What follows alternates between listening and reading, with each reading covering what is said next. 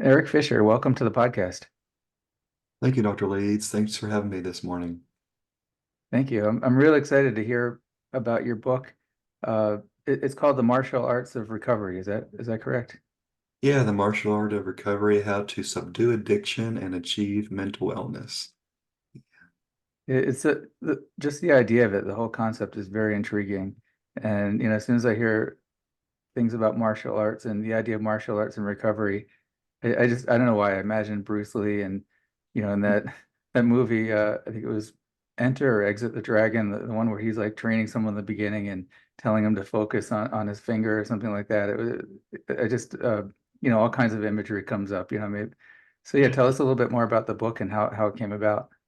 Sure. Yeah. Yeah, I love Enter the Dragon. Bruce Lee is so quick. Yeah, so the book came about, started around, well, over 2 years ago now, and I've been in the field of mental health and addiction services for over 13 years now, and I was just wondering, how could I apply some concepts that were down to earth, that were practical, that could serve those in recovery in a way that made sense on a practical level, on like not just jargon level, not technical level, but something that people could use. And I thought back to my martial arts training. I've done Wado Ryu karate when I was younger, 10 to 12 years old, and American Kempo karate martial art when I was 16 to 18. And I went back to that time and just the way that there are concepts that can be practically applied to mental health and addiction recovery, and it just clicked for me. And I started to go back to the different techniques I learned and different concepts with American Kempo in particular. And then I started to see some connections with the concepts when it came to treatment for addiction, also when it came to the martial arts and what martial arts teaches with different ways of living, really, outside of just self-defense. And isn't that correct that martial arts is not all about fighting or defending yourself out in the streets, against attackers? I mean, there is, in fact, there is a spiritual element, I think, to it.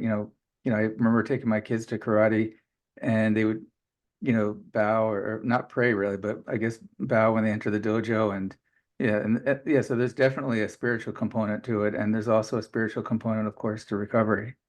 Oh yeah, absolutely. Yeah, for both of them. Absolutely. Yeah, absolutely. Yeah, by all means. I feel like when I was able to do the martial arts, there was a lot of freedom and movement, and there wasn't like a feeling I needed to like center myself with how I was moving. Of course, we learn proper form and technique. And the same can be said with spirituality generally, that there is that freedom, there is that ability to just be who I would like to be in the context of relationship with myself, others, and the community at large. And so, yeah, there's a lot of overlap indeed. Yeah. There's also there's some rehab facilities utilize movement therapy, which I think is like a dance type therapy, and you don't a person doesn't have to be good at dance or experienced. It's just a way of non-verbally nonverbal communication with yourself and with others, and getting in touch with feelings and just by movement. And so I can imagine that a more formalized kind of movement and just martial arts could also be a way of connecting that same way. Oh, yeah. Yeah, I do believe that the movement piece is huge. And I'm even doing a certification on ADHD right now. And they talk about the importance of movement when it comes to a non-medication treatment approach. And yeah, so I do feel that, yeah, it's huge. Like I worked in an inpatient treatment facility and they did high intensity exercise and yoga, and it was very beneficial for the people that did those type exercises. Do you currently work in the addiction treatment industry right now? I do. I'm working more so right now on an outpatient basis in my private practice, and I also do some contract work with some other clinics and also a nonprofit organization in the local area that helps a lot of folks that have addiction concerns. Yeah. What kinds of addictions do you encounter, and what kind of addictions do you work with mostly? Right now, it's mainly alcohol and cocaine, cannabis. Those seem to be the three, at least up here. When I was working in the States, when I worked in Mississippi, it seemed to be opiates, methamphetamine, and alcohol as well, heroin, like those type of concerns. So yeah, those are the three main ones I would say. There's So, quite a few, but three main ones. so you did live in Mississippi. Are you from Mississippi? You're in Canada now. So where are you from originally? Yeah, so I am originally from Tennessee, well, born in Arkansas, raised in Tennessee since I was 6 years old, and I did my professional work in Mississippi, outpatient and inpatient, at a drug treatment facility in Mississippi, Corinth, Mississippi. And I've been up here in Canada since August of 2014, so coming up on 10 years. Yeah, Oh, wow. Are you like a Canadian citizen or not? Not quite. I'm a permanent resident, so I get the green card equivalent. Yeah. Oh, wow. Is that something that if anybody can do if they decide they want to make the move and decide they want to live in Canada? Yeah, I believe so, especially if they have a sponsorship with a family or a spouse. Like my wife is from Canada, from Calgary, so that's the reason I surrendered up here, and that's the reason I was able to get the fiance visa and then eventually getting the permanent residency. So yeah, I think that it's possible. Yeah. Oh, yeah. Sorry, a side topic, but interesting, definitely. Um, always interesting to think about, North America and just all of America is more than just the United States, so um, but yeah, so as far as th those substances you mentioned, they're definitely you know, not well, yeah, of course, here we think of opioids first. That's the big news is the opioid epidemic, which is a major issue. And people do say sometimes that we forget about the other substances and maybe even non-substance addictions because opioids have taken the center stage.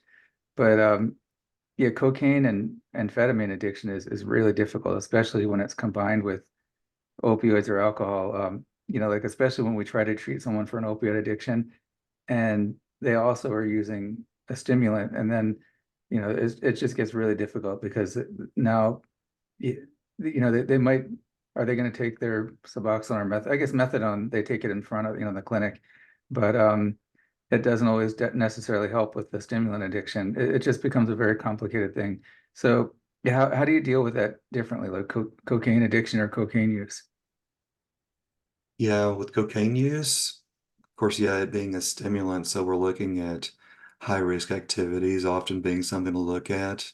Anything can trigger anything can trigger that addiction response in the brain as far as seeking out escape or reward or relief. So when it comes to, yeah, say cocaine, a lot of the folks I've worked with cocaine use, yeah, very much wanting to do those type of activities. So looking at boundaries around those, just like with other substances that could be on the street, looking at, who are their dealers? Is there some different tactics we need to do to look at boundaries around that? Can we look at cocaine and can we look at these different support groups that can be there, whether it's NA or CA, or if they don't mind going to AA, but it would be nice to have more specific support group or Life Ring or Smart Recovery or Recovery Dharma that's up here. And so I do believe that we're looking at it from a biopsychosocial spiritual angle with cocaine use, even if it's some other substance. And so I want to be able to definitely look at the cocaine, but I want to look at what's underneath that cocaine use as well, especially spiritually, because they're getting this stimulant and it's definitely interfering with that ability to find that humanity, the freedom, the ability to choose. Like it's a disease of choice, really. So I want to look at the holistic approach with cocaine use, yeah, or any substance. Have you seen a lot of people have success in overcoming that addiction? And I know overcoming might not be the right word because I think that probably that kind of addiction is with a person for life to some extent. But have you seen a lot of people successfully get into recovery and stay cocaine or amphetamine free for a long time? Yeah, those are two that are very high with relapse rates. I have seen people get into recovery from those more so on an inpatient basis. I haven't worked with a lot of folks on like a private outpatient basis with cocaine use, but from the time that I was in inpatient work, yeah, I'd seen people. I think one of the biggest pieces with cocaine use is that hedonic rehabilitation, like pleasure rehab, really, as far as finding those different activities that give that dopamine, because that post-acute withdrawal syndrome with cocaine use can be quite debilitating. And so finding Yeah. different ways. It's not just like stopping the cocaine use and then go on your merry way as far as a very, you know, thin cookie cutter treatment plan. It's finding those different activities they can start to bring into their life again. Yeah. Yeah. Yeah. There's probably a lot of triggers in life, crossover and things that bring back those thoughts and feelings to a person.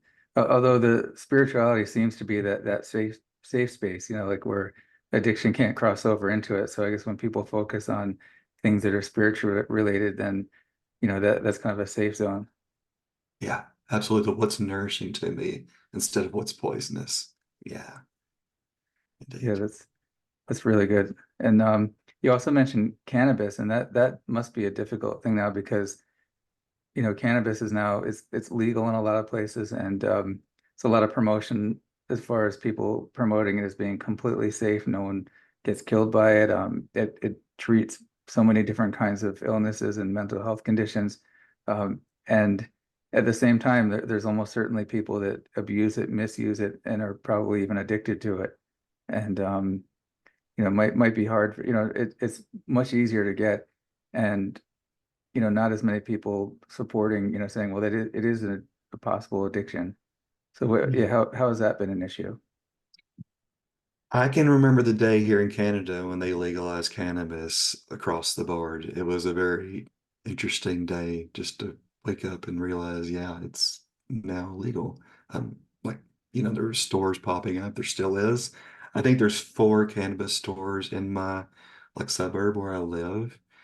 And so, like you mentioned, Dr. Lees, I do believe that the intent behind the usage is important, the motivation behind the usage, and like you said, Mark, like what's this used for? Like what's the usage amount? And it made it really difficult when I was doing an intensive outpatient program and we were drug testing people, and it can reside in the fat cells for an extended period of time after use, depending on age, gender, frequency of use. And sometimes doing those drug screenings, we would want to know, like, you just hope that they're being truthful, like how long ago was it that that was last used? Because it could have been 2, 3 weeks ago it was last used, and it's still in the body. So it's like a lot more complicated because not necessarily a physiological addictive component, more psychological. So that can also be challenging to work with. And yeah, so it's very multifaceted with cannabis.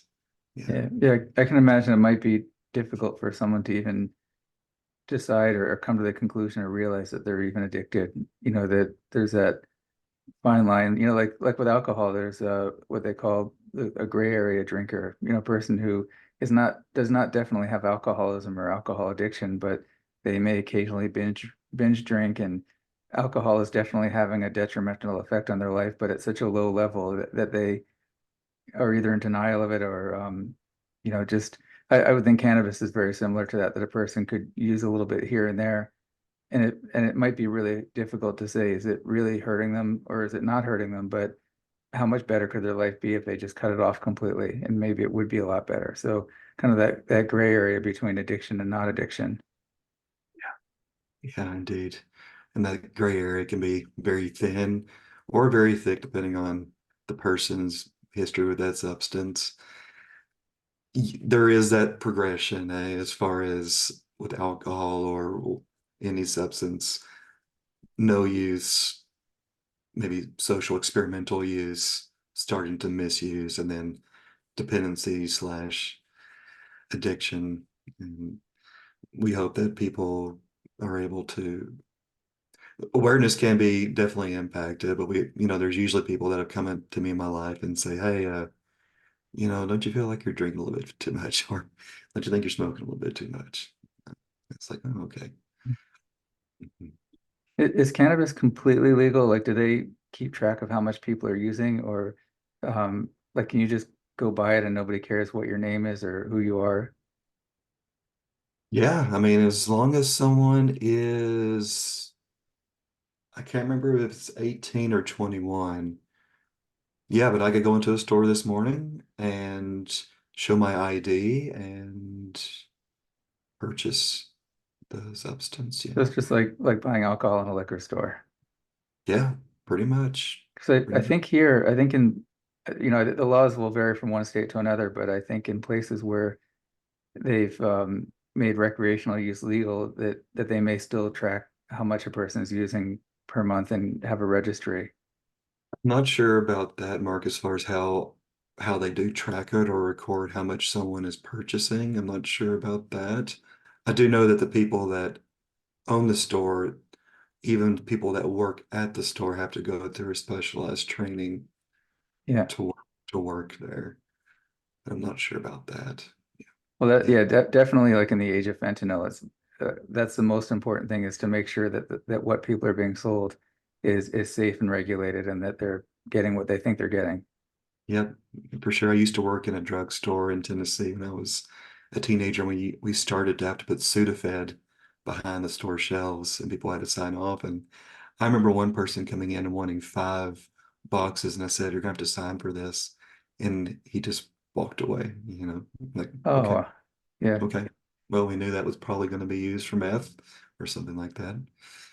yeah, Anyway, yeah. That was yeah. Before they did that, I mean, there was a time when they were selling, huge quantities of like ephedrine, just not even Sudafed, but just plain ephedrine in special like tablets that had no additives to them. Clearly they were meant to be just crushed up and used in that way. yep. So but yeah, that's a whole other thing. What do you think of as far as the difference of dependence and addiction? Dependence being, there's drugs that people say are very highly addictive, but maybe don't have a physical dependence component so much, like cocaine and amphetamine. A person can stop taking them and not get physically sick or be in danger physically, where alcohol is addicting and has a physical dependence. Um, where you can die, have a seizure if you don't get medical treatment when you detox. Um, Opioids are similar, maybe not as deadly of a detox, but there's definitely a physical dependence to overcome. And then the interesting thing is the benzodiazepines and I think a lot of other psych drugs also have a physical dependence, where if you stop taking them suddenly, you'll get physically sick, maybe even, in serious danger, like the benzos. If you quit them suddenly, Yeah. um, you can have a seizure. Even things like Prozac, Paxil, Zoloft, all the psych drugs. If someone quits them suddenly, they could have a withdrawal syndrome. But the interesting thing is that the benzodiazepines are in an interesting class where uh, they're probably not very addictive, but a lot of people see them as addictive because they do have abuse potential. A person can definitely abuse Xanax, abuse Valium, but they don't seem to be addictive in the same way that a lot of the other drugs are. Um, and what do you think of the what have you seen with benzodiazepines? Is addictive or non-addictive, or people having issues with them? I work with a person right now who has addiction involving Xanax, and that Xanax often goes along with cocaine use. I do see that there has been some dependence potential. I don't believe people go out of their way. Nobody wakes up one day and says, I want to be having addiction to any type of substance or process behavior, gambling, sex, pornography, whatever. So I do feel like there is a concern. It can be characterized as alcohol in a pill with Yeah, Valium, Xanax, those type of that type of drug class. So yeah, I do get the sense it can be a concern. Yeah. yeah, yeah. I think, well, definitely in combination with cocaine. I mean, that's Xanax is something I've heard that cocaine dealers, either give out or sell Xanax to so the person can come down from their cocaine high. Yep. So those two would go together, just like alcohol and cocaine would go together. Actually, cocaine and alcohol, I think they create a whole new drug in the brain, like Mm, cocaethylene, I think it's what it is, and has a whole wow. different effect than either drug individually. Oh, I didn't know that. Oh, Yeah, I interesting. wrote a blog post a while ago about cocaethylene. It was like an interesting topic to research, but more dangerous substance than either drug individually, of course. Mm, Um, but and that when someone I think also when someone has an addiction to say alcohol and cocaine, that might be like a treatment, way you can approach treatment. Like let's see if we can, like I remember there was a guy that came into our office with that, and I didn't have much to help him with the cocaine addiction, but I said let's focus on the alcohol because he said he only uses cocaine when he drinks. Like, well, if we can stop you from drinking, maybe that'll solve both problems. absolutely. That's a really good example of getting to the root. Looking specifically at this substance to help with this other one. I do feel it's the same with this person I'm working with, where first it's the Xanax to get just taking the edge, and then it's the stimulant use, and then Xanax probably again. But I have worked with people where it's the alcohol, and then it's a process behavior like sex addiction, um, or sexual behaviors. And if they didn't do that substance, they would not act out maybe sexually a certain way, like methamphetamine, and then sexually, which really, from what I've read, true addiction involving sex doesn't necessarily mean that I first take a substance and then has behaviors. It can be separate by itself with like the sexual addiction. Yeah. Anyway, that's just another manifestation of what you mentioned as far as, the alcohol and cocaine. Yeah, that probably makes uh, that element of recovery difficult because it's not something that's easy for people to talk about, especially in like a meeting of strangers, or like in a 12-step meeting, and then to talk about like what their triggers are, and there are probably some that are pretty embarrassing. Yeah, there's so much shame and addiction, and there's a lot of shame and guilt coming into recovery. And my hope is with what I'm publishing in May of this year that it helps to work on that shame, to be able to meet that shame and to be able to process that shame and know that this is part of the process and that it shows that I care about myself because I do feel this shame, you know, what I've done. Anyway, yeah. And so that when you say publishing in May, that's this book that we've been talking about, the martial art of recovery. So that this would be an excellent book for a family member or a person or a loved one, relating to like a person going through an addiction. It could be sex addiction, could be cocaine or methamphetamine or any substance addiction, maybe even gambling addiction. I mean, certainly these addictions all have common, you know, something in common as far as like a person is driven to meet a need for, you know, I guess addiction's a hard thing to define in the first place. And I think in the uh, 12-step recovery, they define it as like, well, you're an addict, so you know what it is. And then, in the medical community, psychiatrists will say like, well, that's not even a medical term. That's more of a layperson term. And other parts of the medical community will say like, well, we've come up with a really complicated addiction or definition of addiction of it, the 5 C's of addiction or whatever. And but I think like they're trying to like bring it all together and say that there is something that's addiction, and maybe it's a little different with each substance or activity, but there's a commonality, that underlying all of it. And I feel that that would be shame and disconnection, the commonality, pain, really, emotional, Yeah. spiritual, mental pain. And my hope is with the book that yes, it can be, Mark, as you mentioned, like across the board, whatever substance, whatever process behavior that's debilitating for someone, that they can use that material, and also family members to learn more about addiction as well, and how what to look out for, what to support, boundaries, etc. So that's coming up soon in May. So can people pre-order your book? Not yet, but yeah, my hope is that it'll be soon available to pre-order in the next few weeks. Yeah. I just have to figure That's out how to great. do that. This is my first book, so I'll have to figure out how to set up the pre-order. Yeah. Okay, and where's like the primary place or the best place to order the book?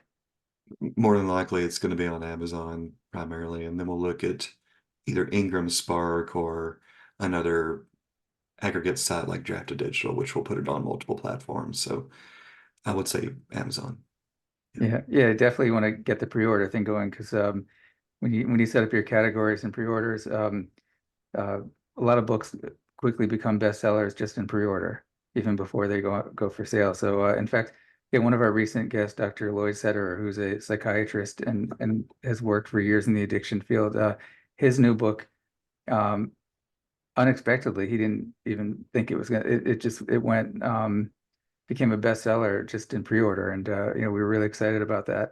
And yeah, it's always great to say you have a best-selling book, and I think this your book is really fascinating. It's a unique approach. It's a unique perspective on addiction. And it's something that, there's a lot of stuff out there that's just more of the same. And this is not more of the same. This is something new and interesting and different. And I think it could really help a lot of people. So, yeah, people should, where can people find you and maybe keep in touch? Do you have like a website where people can look you up? Sure, recoveryartscounseling.com, and that's counseling with two L's since I'm in Canada. They can also find me at Recovery Arts Counseling on Instagram, just typing that in, or Facebook, Recovery Arts Counseling, LinkedIn, the same, Recovery Arts Counseling, or they can just hit me a message on my professional account, Eric Fisher, uh, in, Okay. Calgary, Alberta. Yeah, of course, we'll have the website link in the show notes. So people who are listening to this on any podcast platform will be able to see it easily there. So, okay, Eric Fisher, thank you again for joining me. And I can't wait for the book to come out in May, The Martial Art of Recovery. So thank you. Thank you, Dr. Lees, for having me on the show. I appreciate it.